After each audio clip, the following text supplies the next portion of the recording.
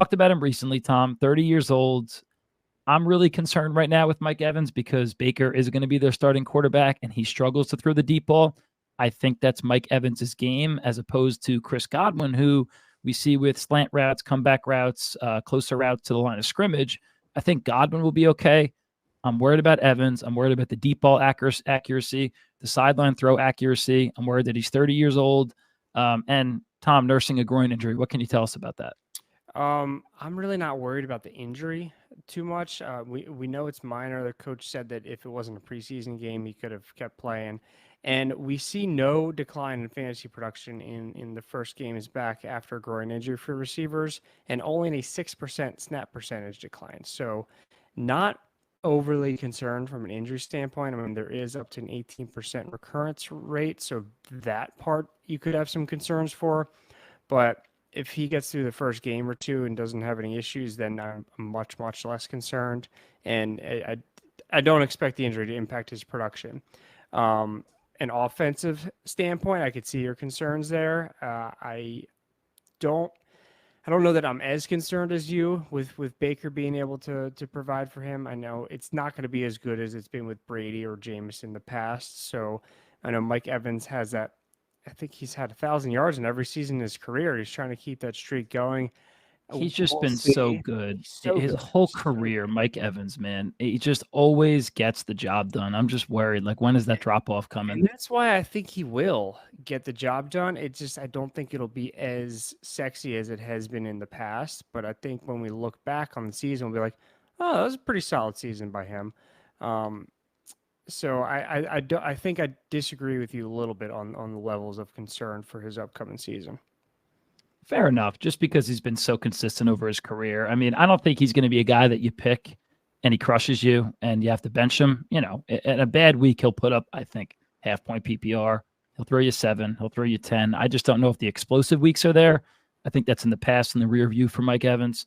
Still, I guess not a horrendous pick, but I'm just worried about the upside there. I'm going for it this year, Tom. I won a couple last year, but I want the big boys this year. I want the upside plays. And speaking of upside plays right here, man, my guy, I mean, JSN, again, the guy, if you haven't listened to our podcast from last week, guys, go check it out. We really get into some interesting and deep statistics on these guys. But JSN had wrist surgery, right, Tom? Looks like he's already back in practice, which is crazy, but he's back, right? Yeah, so he was practicing, but if you look closely, he's wearing a hard cast.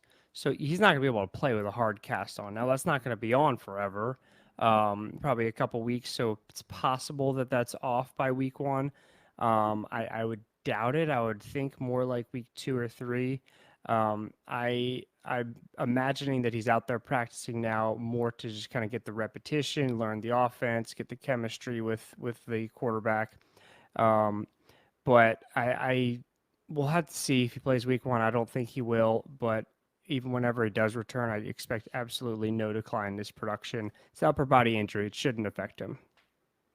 And I've seen him, great analysis. I've seen him fall a little bit. I'm not talking around, but I've seen him fall, 5 to 8 picks or so. And it's great that you're not concerned with him because for me, he's my number one rookie wide receiver. And then there's a gap, and then there's a gap, and then there's the next tier that comes up with, Jordan Addison, Quentin Johnston. I mean, Zay Flowers could be up there, Mingo, but JSN is just such a special player. I love him, and that's really great to hear that you're not concerned that it seems like, I mean, he might miss, like you said, maybe a week, but looks like it's not going to be too detrimental for him, not a lower body injury. Okay. Next guy, 2 left, Traylon Burks, knee injury, and he's also another guy. Today's Wednesday. He returned to practice on Monday. Expressed my nervousness, I guess, for him. In a run first offense there, Hopkins in the picture now. I just don't see, again, the massive upside there. But again, he has the draft capital. He's a talented player. What do you think about Traylon Burks, Tom? Practicing again, so that's a good sign. And again, this injury looked really bad, but it turned out to not be nearly as bad as it looked in the moment. I think we'll see him start a little bit slow, maybe take a week or two to really get back to full speed. But this is not something I'm expecting. There's an LCL injury. I'm not expecting this to impact him throughout the season after just a couple weeks. But is he in the best situation in Tennessee with a run first team and a clear alpha receiver in Hopkins on the other side of the field? I don't know. But we know that Burks has a lot of potential. It's hard to really trust him to break out this year, but you're also not paying a whole lot for him. So I don't mind drafting him in hopes that maybe he can break out this year. And I don't think this injury is going to stop him. Fair enough. And finally, a guy who I was really high on, Jerry Jeudy, and going into draft season, early July, even late June, even through July, and then parts of August, I was drafting Jeudy everywhere. Fifth round. I love that Sean Payton is there. Love his potential. I think Russell Wilson will have a bounce back. It's hard to not have a bounce back after what Wilson did last year. I really love Jeudy, but of course, this hamstring injury. Tell us a little bit more about that. So Jeudy had a moderate severity, what they're calling moderate severity hamstring injury, which tells us it's not nothing, and it's definitely got the potential to linger into the season. Receivers average missing 1.8 games, but like I said, this sounds a little bit more severe than that. So we're looking at potentially week 3 through 5-ish return. And when receivers return from a hamstring injury, they see a decline of 12% points per game in their first game back, but then by the second and third games back, that's back to normal. And a slight decline in their snap percentage as well in those first games back, obviously to help kind of ease them back in, since we know that this is a injury that carries a very high recurrence rate. Since he's had this injury, he's now at a 5 times more likely to have a recurrence of this injury this season, which is obviously not what we like to hear. He is very young, 24 years old, so that's going to help him heal, help him recover better and quicker. But at this time, I mean, there's definitely some cause for concern. This is a guy a lot of people were expecting to break out this year. He really hasn't yet in his career. He's shown flashes here and there, and now he's clearly going to be off to a slow start this season. So we'll see if he can get it back in the gear in kind of the second quarter of the season, but I wouldn't expect much from him in games 1 through 3, 1 through 4. Okay. And then you also mentioned the next game back, about a 12% drop off. So you would probably expect him fully back week 5. I mean, where does that bump him down to? I was picking him 5th round. I'm trying to think like what's fair for that now. Maybe I think 7, honestly. I don't know. I would take him before that.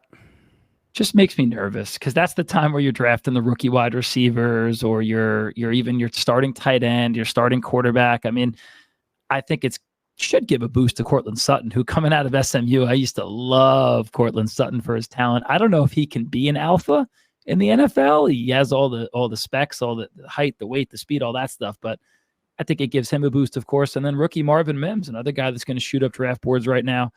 And I don't know if you heard this, Tom, their starting tight end, Dulcich, he's being beat out right now pretty bad by Adam Troutman.